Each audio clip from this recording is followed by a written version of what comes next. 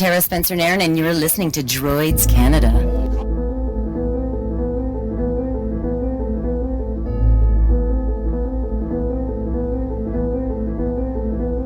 This is David Faustino. Hello, this is Andrew Chalmers, the writer and doctor in Doctor Who, Doctor. This is Dr. Steve-O. Everybody, this is the Governator. This is Inspector Gadget. Hey, what's cracking, y'all? It's your boy J-Rock. Good evening, folks. This is James DeBell. This is Jeremy Taggart. This is Kim Possible. I'm Chris Holden-Lee. Hey, this is Pat Mastroianni from Degrassi. This is the evil Dr. Bad Vibes. Again, this is Missy Bear. And this is more from X-Men. Hey, this is Andrew Gustess. This is Sean Gunn. Hi, this is Robert Carradine. It's Tammy Stronach from The Neverending Story. Hey, it's Zach Callison. Hey, I'm DJ Jenny Rob. And I'm Neil Young. I'm Commander Shepard. Ralph Garman here. You're listening to Droids Canada. You've made an excellent choice. You have chosen wisely. Warning. Listener discretion is advised. Hello. This? And I as well have unmasked. Oh, we see what people actually look like. Oh, that's really loud. Or at least us. Did that echo? Echo. There's a bit of an echo in here. Echo. So then everyone, welcome to the Corner Gas panel here at Niagara Falls Fright Fest and Fan Fest. Frightening Fan Fest. And Fan Fest. And Frighty here, Fan? Frighty Fan Fest. Frighty Fan. Have you made it over to the Fan Fest Friday? side? Fan Friday? No, I have not been over there. I'm scared. So I heard you're scared of a couple of things. I'm scared of a lot of things. Scared of a lot of things? What have you heard I'm scared of? There's two that are confirmed. Oh, wow. Okay. Yes. One would be water. I'm a little nervous around water. Nervous around water? Yeah. And the other one? And the other one would be snakes? Yes. Snakes is the big one. Like water, I will go in. I don't like to, I would never jump off a boat and snorkel. No, not going to happen. I like to stay in the shallow where I can see my feet. Snakes, I'm terrified. Terrified. Don't ever bring a snake anywhere near me, not even plastic, not even toy. My son bought one at the dollar store. I threw it out. He bought it with his own money and it's in the garbage. Nice. I do not care. It's my house. So then, yes, we are here to talk about Corner Gas. Now, every decade or so there becomes one of those iconic Canadian comedies. And this, I believe right after the first season, it became considered one of those iconic Canadian comedies, which you can tell with all of the cameo appearances that were made in that show. Now, I believe are they up to 2 sitting prime ministers that have been on that show? Yeah, there's Harper. I didn't go to set for him. They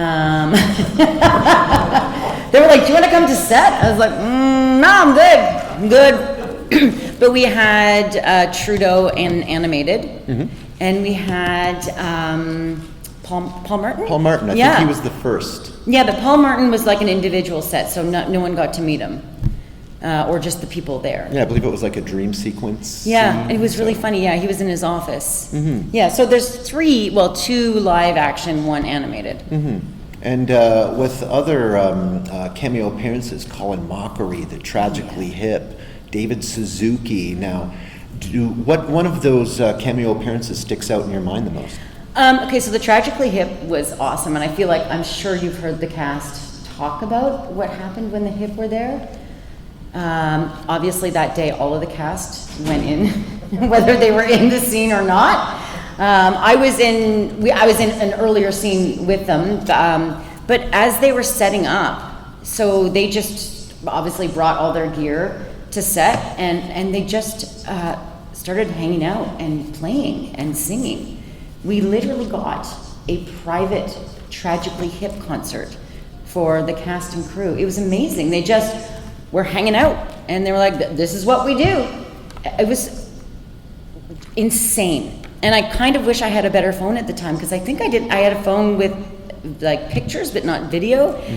That's how long this was. That was a long time ago. And I got the drummer, who oddly enough, his 2 boys go to my kid's school, so I always see him at pickup, blanking on his name, I got an autographed drumstick with all of their signatures, and I've lost it! I don't know where it is. I think I threw it out. Can you believe it? Now, being a former drummer, it would be horrible if one of those drumsticks was actually used and got all hacked up on the snare drum and whatnot. It's like you kind of see a little bit of like, who's this? This is G. Oh gosh. I? I'm so mad at myself. Now, with having that set, what was that in Saskatchewan? What was the name of the town? Rollo. It looks like Rouleau. Mm-hmm. But it's called Rollo. So I understand Saskatchewan seems to be a whole bunch of little tiny 200-person populated towns kind of scattered around everywhere. And doing some research more on Corner Gas, I understand every character's last name is actually a small town in Saskatchewan. You are very correct. It's all about the research sometimes. You are nailing this. I'm telling you. Have you ever been to Pelly, Saskatchewan, just to kind of see who you're named after? No. I've looked at it on a map. No. I mean, I can't even remember where it is on a map right now. We didn't really get to travel much. I guess I could go there in my own private time and go to Pelly. Maybe I should go to Pelly sometime. It's like 2,000 kilometers away from here, just a short drive. It just feels really far. Mm-hmm. That would have been fun, though. That would have been a fun thing to actually go to our names. To go to your named towns. Yeah. Mm-hmm. I know. So with the filming that you did in Saskatchewan, now was it a straight stay where you're in, your little area of Saskatchewan for that amount of time to film a season? Did they break it up in between? So we were generally there 5 months out of the year. We would arrive around May. I'm trying to think, like depending on, every year was different, like mid-May, early May. And we would shoot all through this like summer and generally wrap end of September, beginning of October. And we would be there the whole time. Mm-hmm. I would fly back to Toronto sometimes for a visit. We would get a hiatus in the middle of, in the middle of that for, I think, like you'd get a whole week off just to go and chill, because it's exhausting. And a lot of people had families, like Eric had a family, Janet had a family. I think that was it, actually. I don't know that anyone else had a family. God, it was so long. No one else had a family. Oh yeah, just Eric and Janet. It was so weird to think about that because, also the crew had family.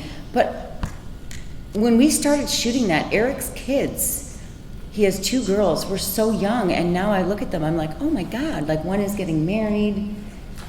And then I'm looking at my own kids going, oh my God, I think my kids are the same age that his kids were when we started shooting, which is really wild. You just have these moments of, oh gosh, time is passing. As soon as you have kids that start looking at universities, that's when it's like, oh, what has happened? I know, it's something about children. They just suck the time out of life. What happens? You're just like, the years used to be so long. Now they're just gone. Yeah, one month ago it was 2020. I know. I've got the postcards that are like 2016. What? That was a long time ago. That was, oh God, don't make me do math. Now, while being in Saskatchewan for that amount of time, do you have any of those kind of hidden gem diners, drive-ins, and dives kind of places that if there's anyone doing a travel through Canada that you would say you have to stop and see, something that somebody might not really know about?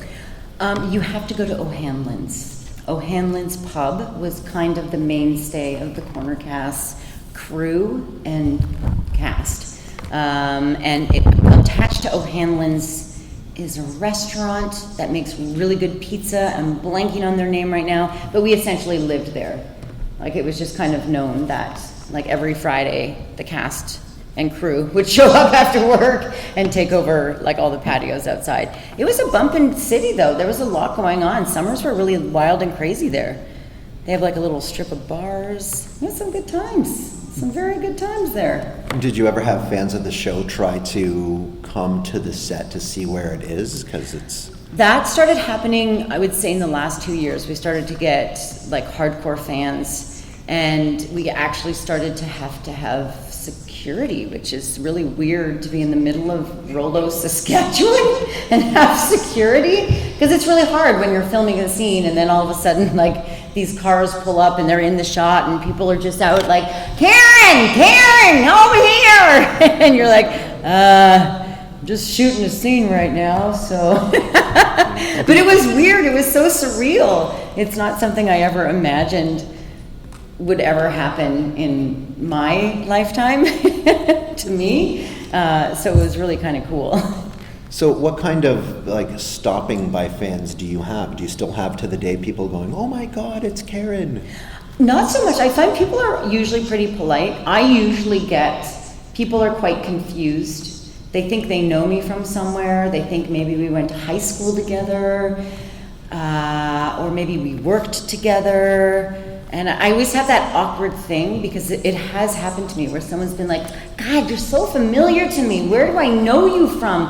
Where did you grow up? And I was like, oh, it's probably from television. I was on a show called Corner Gas. And they were like, no, I don't watch shows. I don't know that show. I just know you. And I was like, oh, well, that's embarrassing. So now I'm that weird girl that's like, yeah, I don't know where you know me from. Yeah, no. Well, it could be from a little bit more than just Corner Gas. What do we have? I have a Breaker High. Oh. You were on Breaker High. Degrassi, The Next Generation, Murdoch Mysteries, Yeah. Flashpoint, so many Canadian programs that you've been on. Yeah, I know. I've done the Canadian rounds. I feel like you do the rounds of all the Canadian shows. It's fun though. It's a nice little community, right? Mm-hmm. So how was the audition process to be able to get on all of these different shows? Was it as challenging as your breakthrough? You know, auditions are so weird and random, and they're weirder and more random now that we're in a pandemic. But generally, how it used to be is, yeah, I mean, your agent calls you, you go to the audition. Corner Gas, I originally read for Lacey. And in that instance, I was so not right for Lacey, and Gabrielle was so perfect for Lacey. But I mean, there's hundreds of people auditioning, so they saw that and they were like, we really like her, but not for that character. Can she come back and read for this character? But auditions are just, they're the same. They're really weird and awkward. You're in a small room with someone with a camera, sometimes someone who's not a very good actor, reading lines with you that you don't really know. And you just hope that you don't mess it up. And that's how it is. Now it's self-tapes at home with ring lights and lots of equipment. Mm-hmm. Yeah. So then with your role of Karen on Corner Gas, like to me I've watched so many episodes of that show, as most Canadians have. I see the show as there's so many pairs of people with amazing chemistry, where you and Lauren have your chemistry, you know, like Brent and Hank have their chemistry, Oscar and Emma have their chemistry. How hard was it to build that chemistry? Was it something that was instant because the duo of the two police officers in there is just absolute comedic gold? So how hard was it making that chemistry? So the weird thing is Lauren and I are the only one that didn't have a screen test together. He was, I can't remember I think he was filming something and unavailable, but they knew they wanted him, but they really just wanted to do a chemistry read, which is very common in television and casting, just to make sure that these two characters work well on the screen, there's good chemistry, and that they look good together, which is always a weird, like, of course people are going to look good to that, whatever.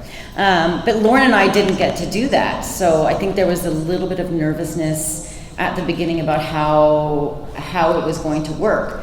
And originally, it was actually the Karen character that was written to be a bit slow, not the Lauren character. But then as the episodes started to evolve, they started to sort of see that Lauren was better at playing the slower character, like a little bit of the goofball, and that my own personality of being like super OCD and anal retentive and perfectionist sort of really played into this other character. So if you watch the earlier episodes, you'll see that Karen actually is like not as grounded and a little sillier. That whole episode where she's like, "This is my friend Jennifer," when she pulls out the baton, the stick, the beating thing, and those characters slowly sort of morphed in the other way, just because that's just how Lauren and I worked together. It was just what organically happened. And I think when something organically happens like that, you have to go with it. You can't ignore it. you have to actually work with it and let it flow. And I think that's what made it such great chemistry. And there's something about Lauren and I don't know, it's just, we work really well together. We have weird things. We're both born January 6th. We're both left-handed. Okay, that's about it. But those are weird things. We have the same birthday and we're both left-handed. That's something. I just love working with him. He's such an easygoing fella. It's just, I felt really, really lucky to have him as my partner. And were the two of you able to improvise anything off of script, or was it verbatim? No improv. And that's the thing with comedy that people don't understand.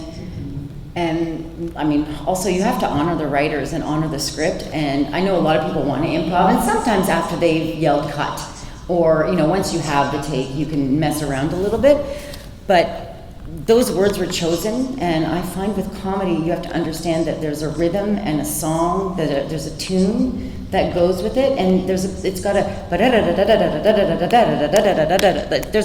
you can't break that rhythm. And sometimes if you improv and you change a word, you're gonna change out the rhythm in the song and the tune that the writers have worked so hard to create. And I think you really have to respect that. And for me, as an actor, I truly respect the craft of writing and acknowledge how difficult it is to write. And if someone has painstakingly spent hours rewriting and picking specific words, I want to respect their work and what they've done. Yeah. Writing's hard, guys. It's really hard. So then, just one question that I do have about the series. Now, every time somebody mentions Woolerton, exactly, I wasn't going to do that just because of that. Way. Now, they never actually gave out the reason why there is such a hatred for that town.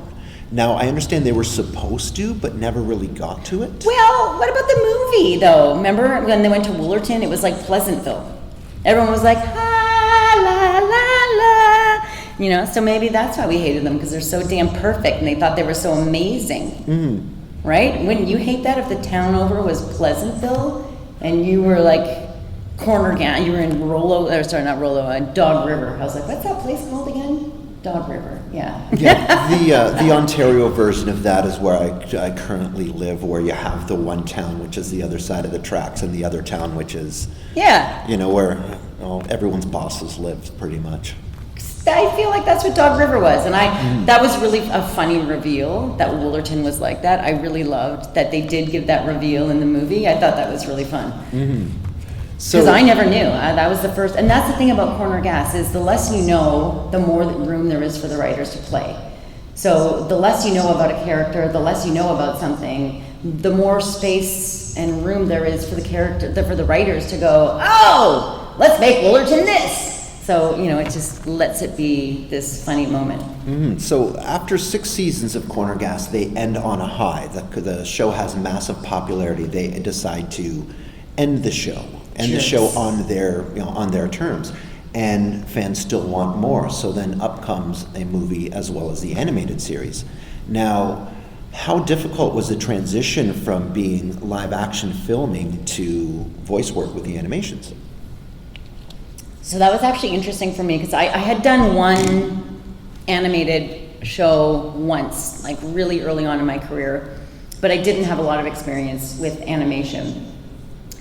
So a lot of people on the show didn't have a lot of experience. I know Gabe had done a lot of animation, and Fred had done a lot of animation, but the rest of us were like, ah. So after doing the first season, I watched a few episodes, and it was good, but I was like, oh, like I realized I needed to be bigger, that I needed to, like, my range needed to be bigger, but what was, my voice, for some reason in the animation, I was like so low. Even my kids were like, Mom, that's not your voice. I'm like, I swear to God, it's my voice. But yeah, you really have to be big. Like, you have to make everything larger than life. So I was always in the studio in Toronto with Eric, and he used to laugh so hard at me because I would be doing scenes and I'd be like, Oscar, what are you doing? And my hands were like fliggling all over the place. And I would look over and he would just be laughing at me. I'm like, what? He's like, you're hilarious. Your arms are just like, what are you doing? I'm like, I don't know. It just feels weird to be standing here in front of a microphone. So I guess that was how I made my words bigger. I don't know if I was flailing, but it was weird to not have physicality with my language. Like I'm so used to looking at another actor in the eyes and you know, as much as I'm listening, I'm also working off of their body language. So that was really weird for me, and I think it was organic to feel like I was doing something. I found that strange. The other thing that was weird different between the animation and obviously live action is it's very hard for me to remember the episodes because you get the script. We would get the script usually a couple days before we would start filming or like recording. So I would read it 2-3 times over, and then I would just read my dialogue a bunch of times over just to get used to it. But then you don't really remember the episodes because you don't live them, if that makes sense. Whereas in the live action, okay, I don't remember all the episodes, but I remember a lot of them because I actually like physically, you know, was present, and I did the scenes like not hundreds of, but quite a few times over. So it's imprinted in your brain, whereas the animation, I'm like, what's that episode? I don't remember that. What did I do? Oh, that's weird. Yeah, part of it may be actually being there. Yeah. Being there imprinted in the mind. Yeah, and doing it over and over, yeah. With the non-animated series, do you have any specific episode that sticks out as your favorite one that you did? Dan, what happens every Thursday? That would be DCR Droids Canada Radio. And what time is it on Thursday? That's from 9 till 11 p.m. Dumb question, where do you find it? You find that at accessradio.ca. And what's the best part? It's